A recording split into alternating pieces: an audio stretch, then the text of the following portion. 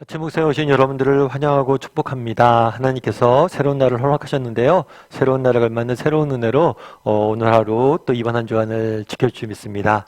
특별히 이번 한 주간은 올해의 마지막 주간이죠. 주안에서 정말 올 한 해를 잘 또 너무 세상의 그런 소리에 흔들리지 말고 분주하게 보내지 말고 하나님하고 묵상하면서 조용하게 이렇게 하나님을 만나고 하나님 앞에서 보낼 수 있는 한 주가 되기를 소원합니다. 그런 의미에서 오늘 아침 묵상도 또 새롭게 시작했으면 좋겠습니다. 오늘은 모세의 중보기도라는 제목을 가지고 출애굽기 32장 7절부터 14절까지 말씀을 같이 한번 살펴보도록 하겠습니다. 우리 11절부터 12절까지 말씀을 같이 한번 읽어볼까요? 모세가 그의 하나님 여호와께 구하여 이르되 여호와여 어찌하여 그 큰 권능과 강한 손으로 애굽 땅에서 인도하여 내신 주의 백성에게 진노하시나이까. 어찌하여 애굽 사람들이 이르기를 여호와가 자기의 백성을 산에서 죽이고 지면에서 진멸하려는 악한 의도로 인도해 내었다고 말하게 하시려 하나이까. 주의 맹렬한 노를 그치시고 뜻을 돌이키사 주의 백성에게 이 화를 내리지 마옵소서. 네, 하나님께서 모세에게 말씀하시죠. 이 백성이 부패하였도다.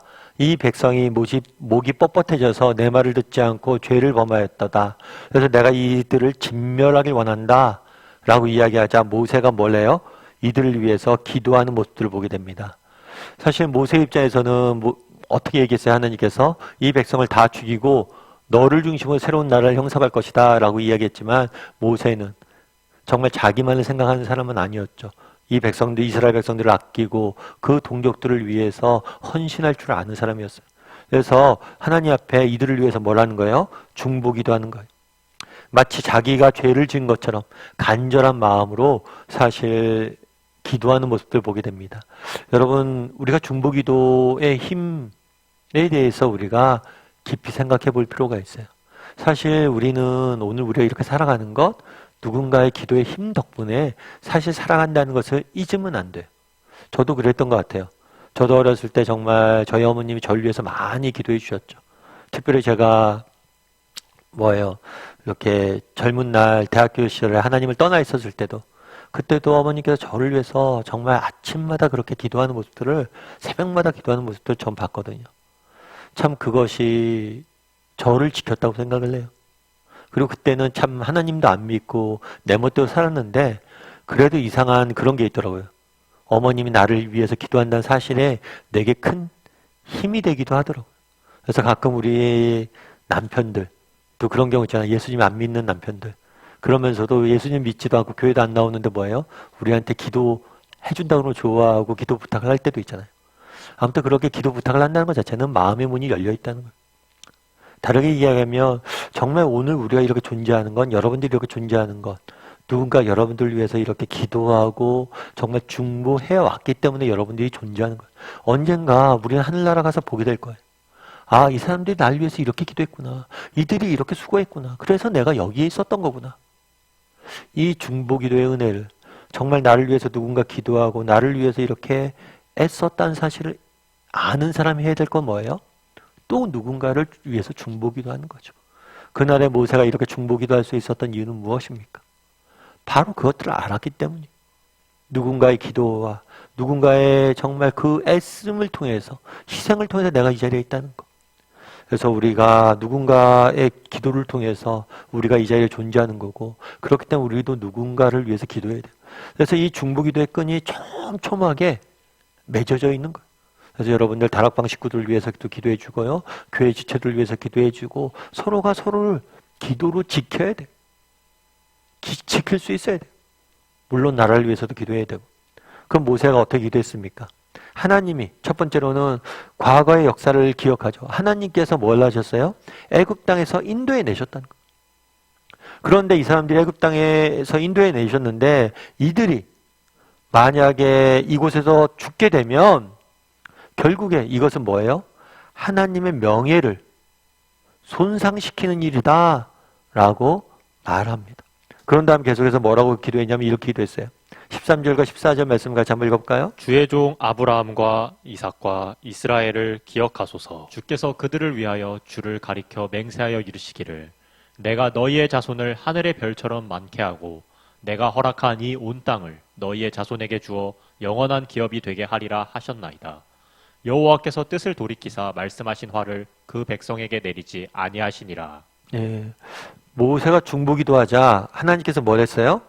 뜻을 돌이키셨다 이렇게 돼 있죠. 앞서 얘기했던 것처럼 우리의 중보기도가 이렇게 힘이 있습니다. 왜 힘이 있어요?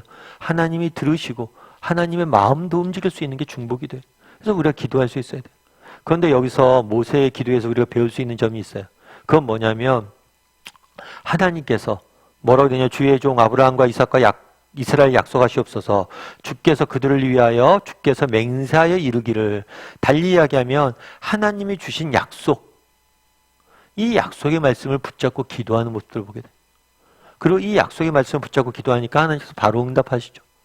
우리가 자녀를 키우면서 제일 우리가 당혹스러운 말, 혹은 또 자녀에게 우리가 이길 수 없는 말이 있죠.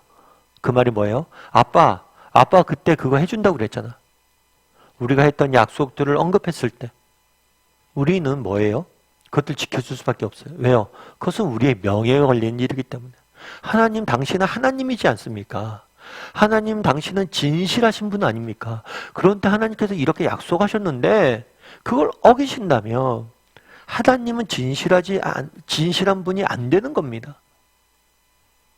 그래서 모세가 정말 하나님의 약속의 말씀을 붙잡고 기도하자 하나님이 그 기도에 응답하시는 모습들을 보게 됩니다.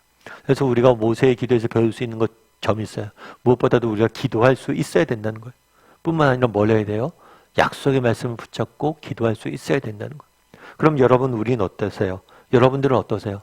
여러분 정말 인생의 고비고비마다 순간순간마다 붙잡고 기도하는 말씀이 있어요? 정말 하나님께서 하나님 앞에 나갈 때 여러분들이 붙잡고 기도하는 말씀이 있어요? 정말 그런 말씀들이 하나씩 있어야 돼요. 그리고 정말 그 말씀 붙잡고 기도할 때 정말 하나님이 주시는 은혜가 있어요. 제가 참 좋아하는 말씀 중에 하나는 뭐냐면 마태복음 7장 11절 말씀이에요. 너희가 악한 자라도 좋은 것으로 자식에게 줄 줄 알거든 하물며 하늘에 계신 너희 아버지께서 구하는 자에게 좋은 것으로 주시지 않겠느냐. 하늘에 계신 너희 아버지께서 뭐예요? 구하는 자에게 좋은 것으로 주시지 않겠느냐. 여기서 두 가지 약속하셨죠. 첫 번째, 준다. 줄 것이다. 반드시 줄 것이다. 두 번째, 좋은 것으로 줄 것이다. 이렇게 약속하셨어요. 줄 것이고 좋은 것으로 줄 것이다. 여러분, 이 사실에 대해서 여러분 확신했으면 좋겠어요. 그리고 정말 이 말씀을, 하나님의 약속의 말씀을 붙잡고 나가 기도했으면 좋겠어요. 그러면 하나님께 반드시 응답하실 거예요. 여러분, 옥하는 목사님을 아시죠? 저도 이제 개척하기 전에 옥하는 목사님 밑에서 오랫동안 사역했는데 옥 목사님 한 번은 그런 얘기를 하신 적 있어요. 옥하는 목사님께서 개척을 하셨어요. 동기 목사님도 좀 늦게 개척하셨죠. 그래서 개척을 해서 열심히 사역을 하십니다. 그런데 한 10년 정도 지나니까 이제 교회도 어느 정도 성장했고 교회도 완전히 자리 잡혔어요. 그래서 이제 목사님이 10년 정도 지나서 이제 좀 뭔가 제대로 사역을 시작하려고 그랬어요. 그런데 그때 뭐가 걸렸냐면 폐결핵에 걸리셨어요. 그래서 1년 동안 사역을 내려놨어야 돼요. 그때 처음엔 이해가 안 됐대요. 이제 고생도 이제 어느 정도 다 했고 이제 자리 잡고 이제 뭔가 좀 제대로 해보려고 그러는데 갑자기 하나님께서 멈추게 하신 거예요. 왜 그랬을까? 그런데 나중에 그런 얘기를 하더라고요. 그 시간, 그때는 이해 안 됐지만 그 시간이 내 인생의 가장 중요한 시간이었다. 그러면서 옥 목사님 그때 1년 쉬고 나서 무엇보다도 여러 가지 얘기를 하셨는데 중요한 건 뭐였냐면 그 얘기도 하시더라고요. 자기가 그 시간을 통해서 얻은 것 중에 하나는 뭐냐면 고통에 대해서 이해하게 됐다고. 정말 인간이 얼마나 나약한 존재이고 정말 인간이 겪는 고통이 무엇이고 또 하나님 앞에서 우리가 어떻게 살아야 되는지 그때 진짜 내가 아파서 1년 동안 쉬면서 깨닫게 됐다. 그러면서 그 다음에 1년 쉰 다음에 다시 목사님이 설교하시게 했는데 이전과는 설교가 달랐어요. 정말 인간을 깊이 이해한 그런 인간 깊은 이해를 담고 설교를 하셨다라고 이야기를 하시더라고요. 그래서 그 이후에 로마서 설교도 하시고 고통의 뜻이 있다는 설교도 하시고 그래서 정말 우리가 생각하기에는 왜 이런 일이 있을까 이해가 안 되지만 결국에 그것은 좋은 것을 주시기 위한 하나님의 큰 계획 아래에 있다는 것. 이 사실을 확신해야 된다는 것. 그날에 모세가 하나님 앞에 나가서 기도했습니다. 여러분 우리가 알 수 있는 건 뭐예요? 기도해야 돼요. 그리고 또 알 수 있는 건 뭐예요? 하나님의 약속을 믿고 붙잡고 기도하세요. 우리 하나님은 누구십니까? 좋은 것을 주시는 우리의 아버지세요. 그 사실을 기억하고 날마다 하나님 앞에 나와서 기도하고 또 하나님께 우리 인생을 맡기고 정말 믿음을 잃지 않고 살아가는 저와 여러분이 되기를 주님의 이름으로 소원합니다.